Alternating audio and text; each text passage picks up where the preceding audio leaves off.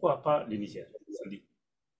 Bien, merci. En réalité, le scénario auquel nous faisons face à l'état actuel des choses, à travers, si vous voulez, le discernement, à travers les analyses, à travers les préoccupations, c'est une manière de dire que la structuration des Nations Unies aujourd'hui est en train de s'effriter.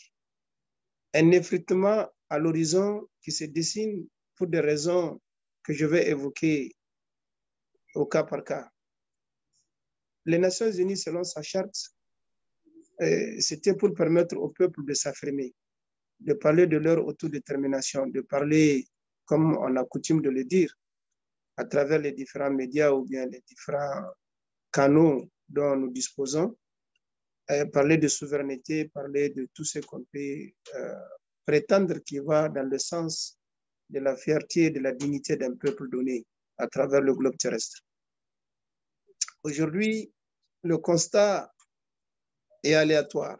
Aléatoire au sens où on se pose la question de savoir la notion du droit international, les instruments juridiques, quel que soit le niveau du système des Nations Unies.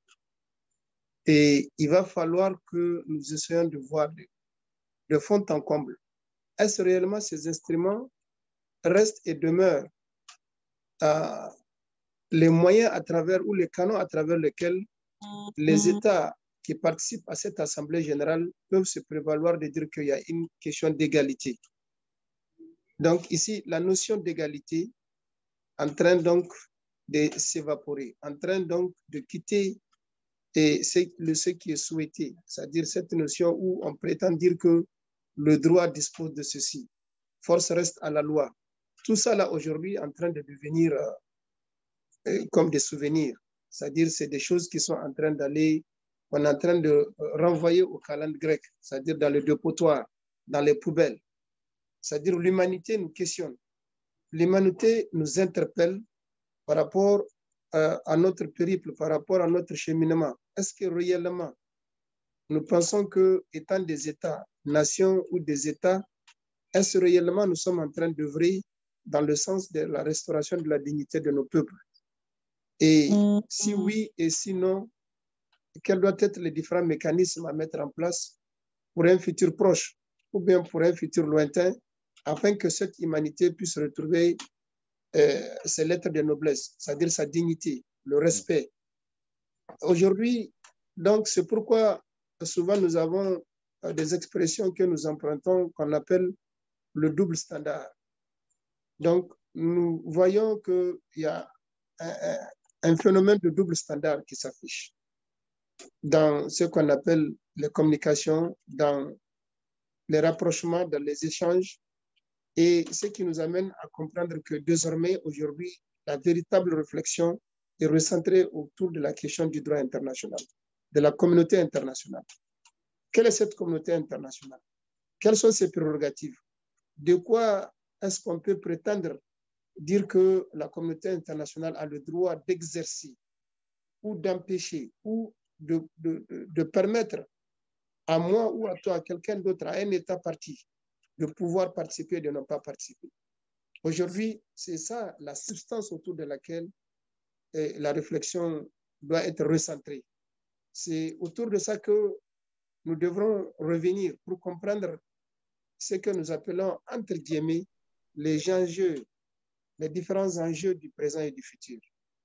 Est-ce que réellement aujourd'hui ce monde-là, et c'était ce monde-là au sortir de la Deuxième Guerre mondiale, qui est censé redonner aux citoyens de peuple, aux citoyens de tous les pays respectifs, de pouvoir vaquer à leurs occupations, de pouvoir se sentir libres, indépendants. Donc, nous sommes dans ce qu'on appelle le compte à rebours. C'est-à-dire que, qu'on le veuille ou pas, au refus et au mépris de ne pas s'intéresser à cela nous amène à dire que la nature va s'imposer à nous. Et la nature va nous dicter un code de conduite qui peut être brutal, comme peut être aussi modeste, peut nous permettre aussi de nous retrouver dans la quête de la sagesse, de la dignité de nos peuples respectifs. Ou au demeurant, dans la brutalité, peut nous amener aussi à disparaître et seul ceux qui sont restés debout peuvent se retrouver, comme on le dit souvent, après le déluge. Donc, il y aura un groupuscule d'individus au nom de la nature et au nom de la dignité des peuples peuvent se retrouver et puis aller dans ce qu'on appelle la réforme de nos sociétés et aller aussi dans le rétablissement de la dignité de l'être humain. C'est très profond ce qui est en train de se passer. Ça fait partie de l'ordre de la mystique, ça fait partie de l'ordre de l'histoire, de la légende, mais également aussi de la transformation des sociétés parce que les psychologies sont perturbées. Les individus que nous sommes, à travers nos psychologies, nous sommes perturbés. Alors que c'est le moment idéal de nous retrouver, de s'asseoir et de dire que fondamentalement, c'est soit périr ou bien ce soit vivre. Et je pense que, en tant qu'optimiste que je suis du côté donc du fait que nous allons, nonobstant les obstacles, nous allons affranchir ces obstacles et puis retrouver en tout cas un nouveau souffle, un nouveau départ et de nouvelles communautés qui vont se donner la main pour le respect de l'être humain que nous sommes et de travailler ensemble avec effectivement des barrières que nous allons désormais, au nom donc de ces sociétés, de respecter et de se fédérer pour le respect de l'humanité. Je vous remercie.